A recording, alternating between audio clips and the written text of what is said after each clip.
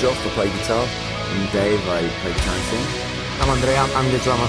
So we're a heavy metal band. We formed in 2007. We're based in London.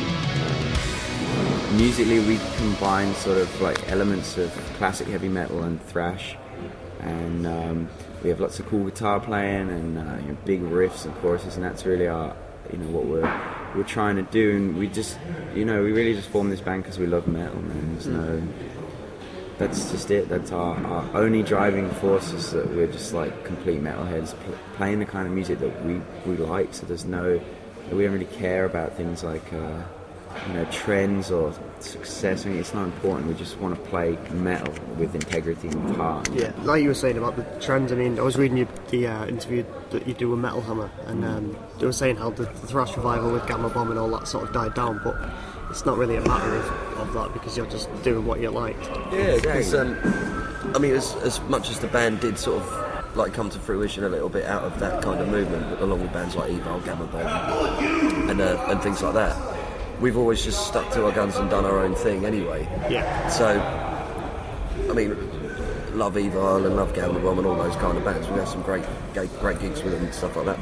But we're just a metal band, we're not a revival band. We're not like a throwback, like down memory lane band. We do what we do because we like doing it. So if you love it, great. If you don't, yeah, that's very much the point about us. We're not in like a revival of anything, because we stand apart in that way, because as much respect and everything we have for all those bands, it's like a lot of those bands, they're doing like, it's not a parody, but it's like it's a homage to that genre. But we're not doing that. We're trying to do something slightly different, by having the classic metal elements. And the thing is about being a metal band is it means you can do thrashers, ballads, epics. You can do all of that, so that's what we do. But I understand people do lump us in with that, and whatever, it is what it is.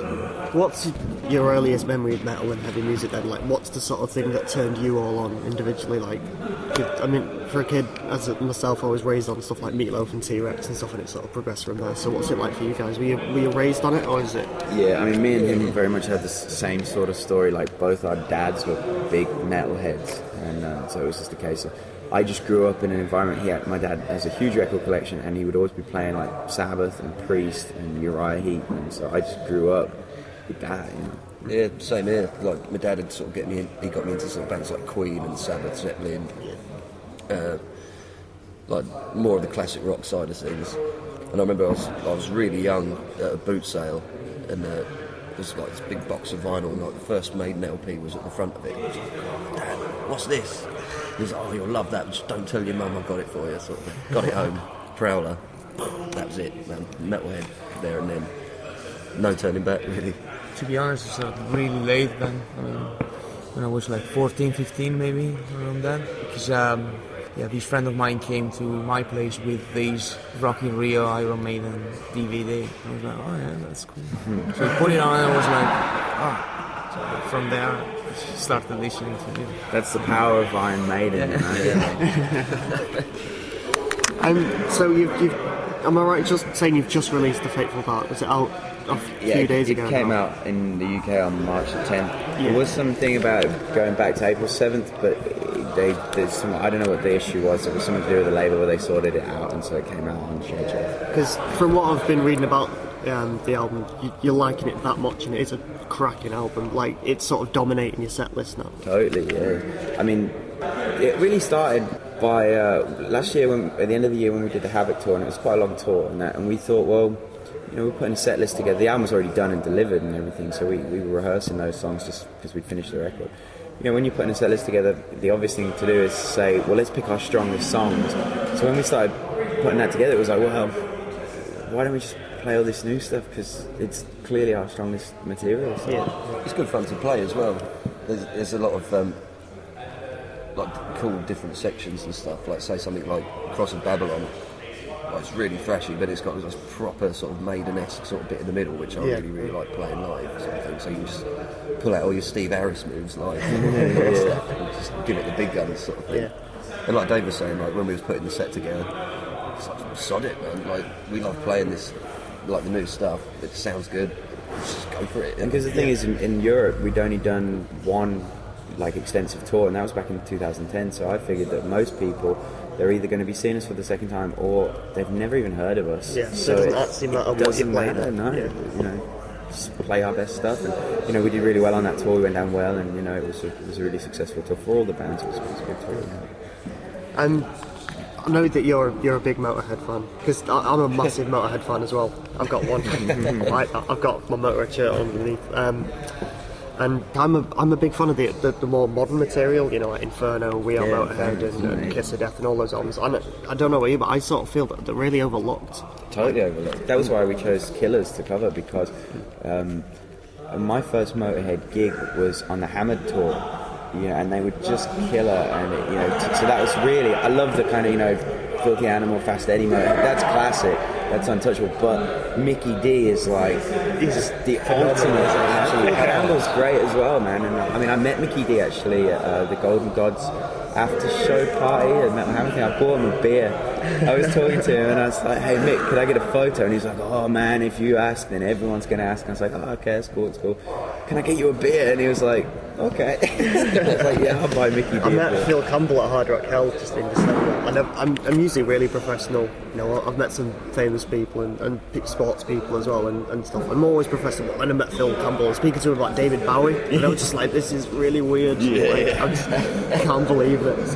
The Motörhead are just a great band, and they're a good example of just having integrity in what you do and doing it for the reason why I think people should start bands. It's not about glory, it's about music, you know, and you have to, because you know, you have to slum it and sleep in bands and sleep under the band sometimes, like him, and you can't do that only in the pursuit of like arbitrary stuff like money and fame. It's just like, it's not worth it. You have to love what you do, and that's why, you know, we don't care if people listen to us and say, "Oh, well, it could never be a big band because it's." Well, I don't care, whatever. We just love what we do. So. Yeah. Are you ever going to play your covers like you've done Because Could Be Dead? You played that last night, and stuff like Killers. Do you ever plan to do that in a live setting? Yeah, sure. Yeah, always as encores. Last year we did Lightning to the Nations here at Hammerfest. This year we did Be Quick or Be Dead, so you never know if we do next year. That'll be Killers. Next year, yeah. In that interview with Metal Hammer that we were speaking about, they suggested that the best riffs have already been written and, you know, you can't sort of better those classics. But for me, The Fateful Dark sort of puts a serious argument against that. Well, I mean, when they asked me that question, my response was just that from a purely logical point of view, there is no absolute tool of measurement. So when somebody says the best riffs, that's a purely subjective statement. Yeah. And therefore, just from a completely logical point of view, it doesn't make sense to say that, because it's all personal preference. So I just think that's kind of a moot point, in my opinion, because what people, I don't know, it's like a reluctance to really get behind bands, or, you know, people always want to do you down. It's weird, you know, like, oh yeah, they're great, but it's like, do you like the music? Yeah.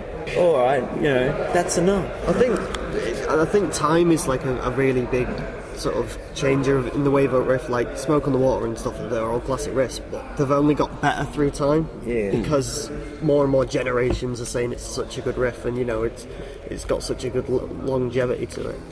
And time's changed. Like you say, Smoke on the Water, it's a classic guitar riff sort of thing. But if someone wrote that now, would it have the same prestige as it does? Would people care? Would people care about it in 40 years' time like they do now, sort of thing? It might not even get a look in and be like, what the hell's that? You know, you just don't know. Sort of thing. So to say that all the best riffs are already done is, like Dave said, it's really subjective. It just doesn't make sense. It's not like a logical thing to say. It doesn't make sense. It's like, it's easy to dismiss that argument because it doesn't make sense, you know? Yeah. So it's my opinion. I mean, I'm sort of starting out a band myself and like a guitarist, so for me the power of the riff is such a phenomenal thing. Like when you've got a good riff, it turns it. I remember like watching you last night. I've heard you before, but I know I was surrounded by people who hadn't really heard your stuff, and there was when you're playing, you think you play The Fateful Dark, and there's so many heavy riffs in that. Like you get that look of people. They listen to the riffs and the heads start nodding, and that's the power of the riff. Like you still see people, I do it as well, I'll go to a gig and you see some band, like they pull out this killer riff and you just look at your mates. You pull that face, don't you? The riff face, like, yes, that's the one. Yeah. Just start pelting like. But as the thing, like in terms of creating riffs, you just do it as a fan. There's no, Yeah. you don't sit down and try and work out like, or, you know, mathematically you just play something and you go, oh yeah, that's cool.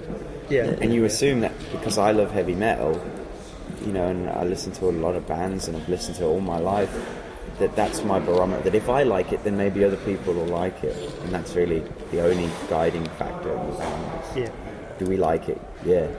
Cool. And if anyone else likes it, it's a bonus. It's a bonus. Yeah, It really is. It really is. I believe you had a photo session at the United Grand Lodge and you refused it because your band name is Offensive Society, apparently. How did you respond to that? Because I just laugh at that one.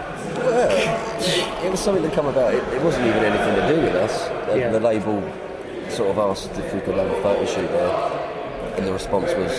Well, initially the response was yes. Yeah. And then they came back and said, actually, we've looked into the band and we find the band name to be offensive and they can't come or whatever. And we only found out about it afterwards. And my response is that they asked me for a quote. So I did this like long rambling quote about Christianity or some, I don't know what I was thinking. Something stupid. You play SOS Festival in the summer, which is my neck of the woods. Yeah. That's quite a high up the bill slot. So is that a show that you're looking forward to? Absolutely. Oh, Any show in Manchester we look forward to. Manchester, from the first time we really played in Manchester was when we were touring with Evile, and they're very popular there, and you know they were very gracious in taking us out on tour with them. And from that first show, we just really hit it off with the Manchester crowd, and it's just been going great for us there ever since. We played at the Ritz, which at the time we had our biggest ever merch sales on that night, and then we played there with Winter Sun, which was a very different audience, but there were still some people. Our headlining show the other week. That was Sound Control last week, I think. Wasn't Yeah, it? because we ended up playing there twice in a week. So we played there with Soulfly, and then we were back and we headlined it, and people had said, "Oh, I saw you with Winter Sun." I was like, "Okay, cool," because that wasn't the best gig for me. I didn't, the audience was... We was on at like 6:30, so everyone's sober and all that kind of stuff. Just so we turned up really had to work hard to get that gig. Yeah, those are the early slots when sort of there's not many people there. They're always just standing there to say, impress me. I mean, I've done it myself. I've been to a gig and it's early doors and stuff like that. Like, I've just finished work, sort of thing. I'm not going to get in a mosh pit, sort of thing. Like that. It's hard.